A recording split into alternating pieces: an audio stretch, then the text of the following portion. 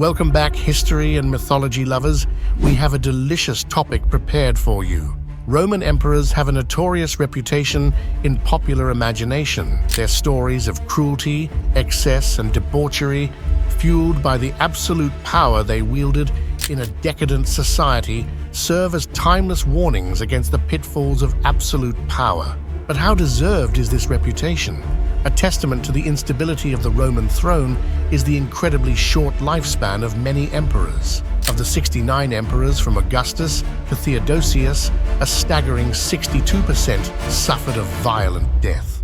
So who were the worst Roman emperors? Where does fact end and fiction begin? And what traces of these megalomaniacal men survive in modern Rome?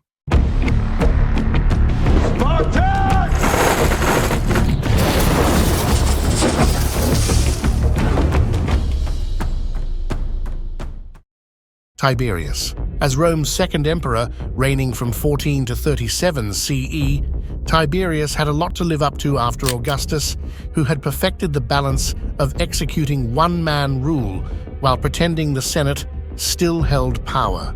Augustus brought peace to Rome after nearly 100 years of civil war and enriched the city beyond recognition through military conquests in Spain, Croatia, and modern-day Macedonia.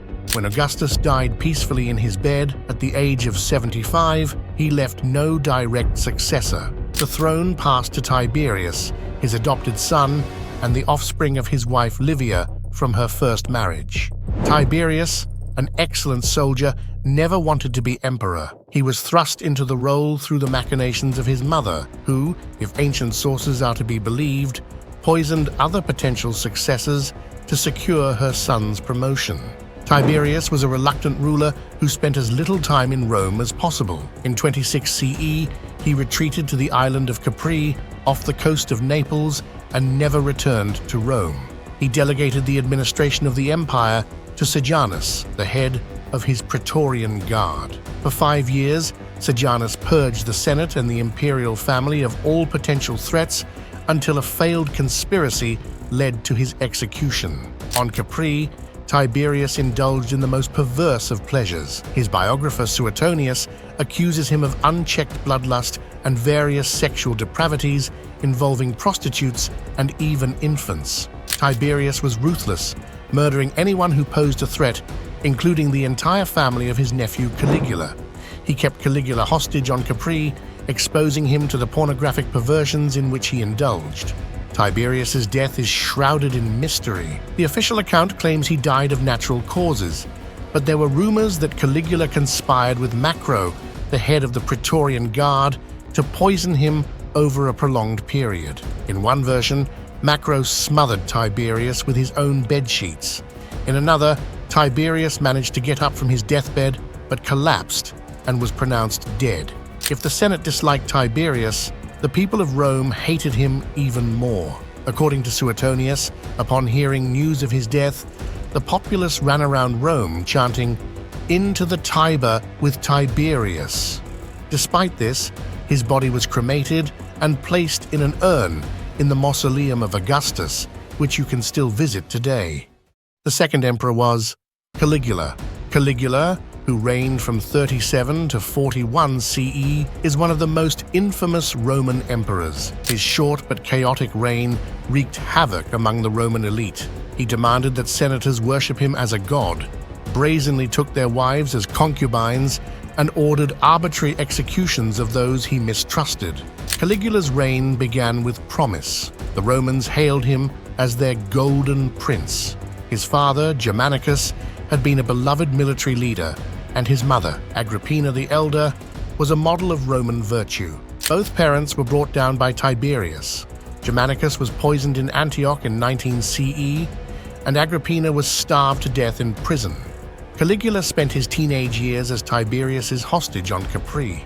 Unable to mourn his parents or siblings, his survival depended on appeasing the emperor. He participated in Tiberius's perversions and acted as if he posed no threat.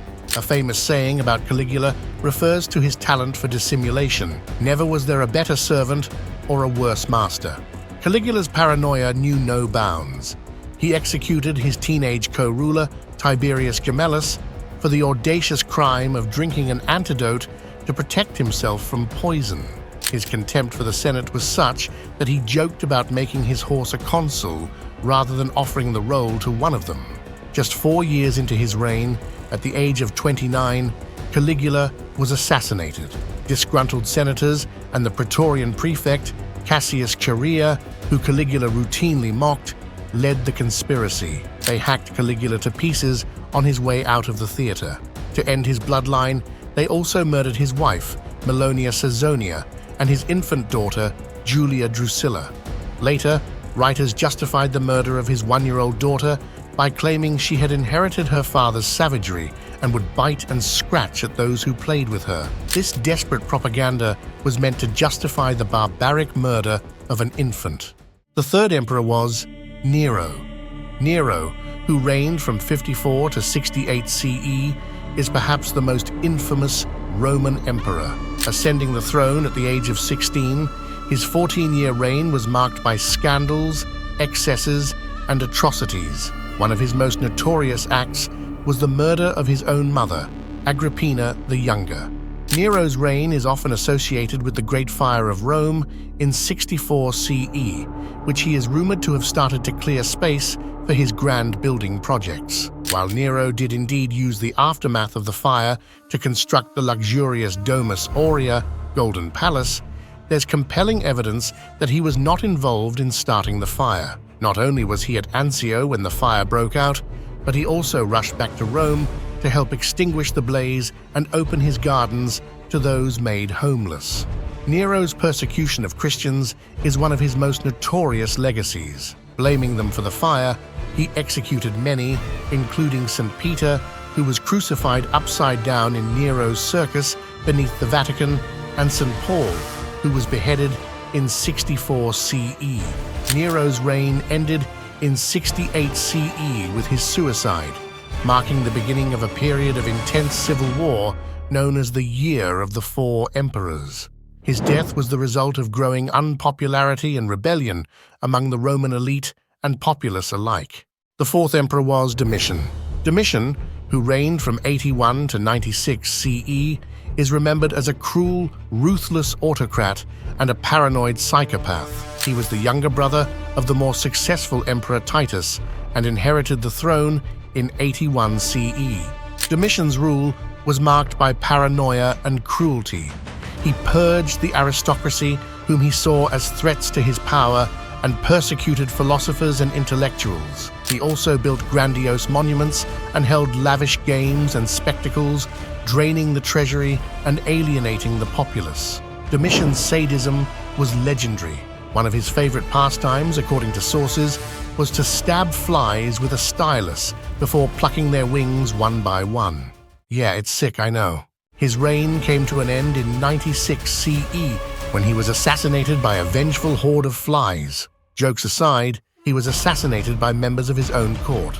Despite his tyranny, Domitian left behind significant architectural legacies. The fifth emperor was Caracalla.